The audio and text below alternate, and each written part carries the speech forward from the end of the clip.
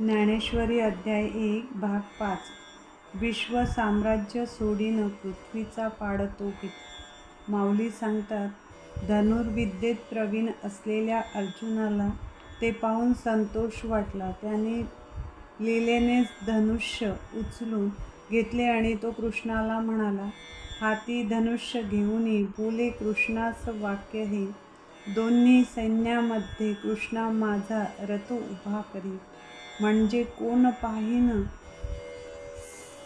राखीती युद्धकामना, आज या रणसम्राटनी कोणाशी झुंजणे मज.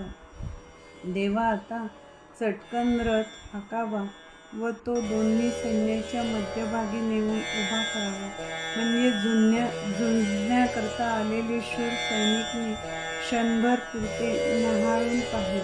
अर्जुन असे बोलल्यावर श्रीकृष्णाने रथ हाकला आणि तो दोन्ही सैन्यामध्ये उभा केला. तेथे भीष्म, द्रोण आदी करून आप्तसंबंधी व आणखी पुष्कळ राजे पुढे उभे होते. अर्जुन तो सर्व सैन्य समुदाय उत्सुकतेने पाहू लागला व त्या सर्वांना पाहून झाल्यावर तो कृष्णाला म्हणाला, देवा पहा पहा, हे सगळे भाऊबंध व गुरु आहेत. ते ऐकून श्रीकृष्णाच्या मनाला अचंबा वाटला आणि तो मनाशीच म्हणाला, याने यावेळी हे काय मनात आणले आहे कुणास ठाऊक, पण काहीतरी विलक्षणच असावे असे अनुमान त्याने बांधले.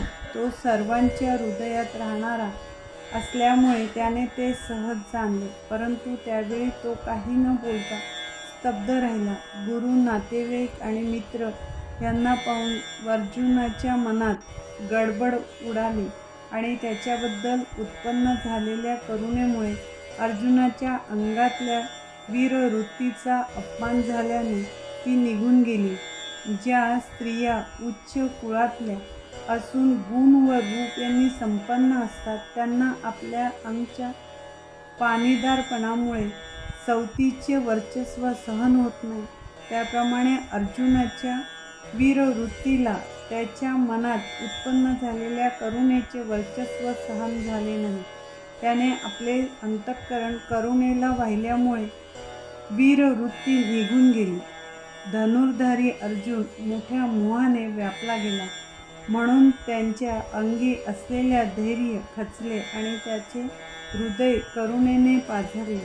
तो खेदयुक्त होऊन कृष्णाला म्हणाला, या नातलगांशी युद्ध करायच्या विचाराने मला कसेसेच होत आहे.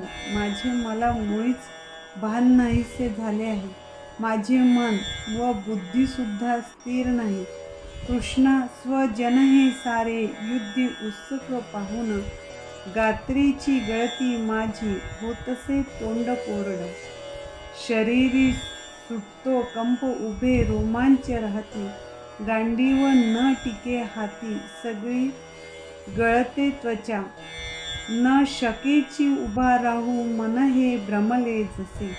कृष्णा, मी पाहतो सारी विपरीतची लक्षणे, कल्याण दिसे युद्ध स्वजनांचे वधूनिया.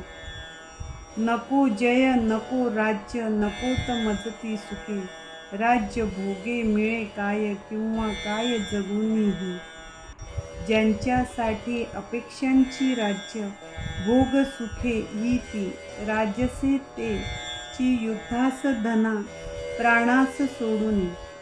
आजे बाप मुले नातू आमुचे दिसती इथे, सासरे मेहुणे मामे संबंधी आणि हे गुरु. न मारू इच्छितो ह्यास मारतील जरी मज, विश्व साम्राज्य सोडीन पृथ्वीचा पाहतो किती.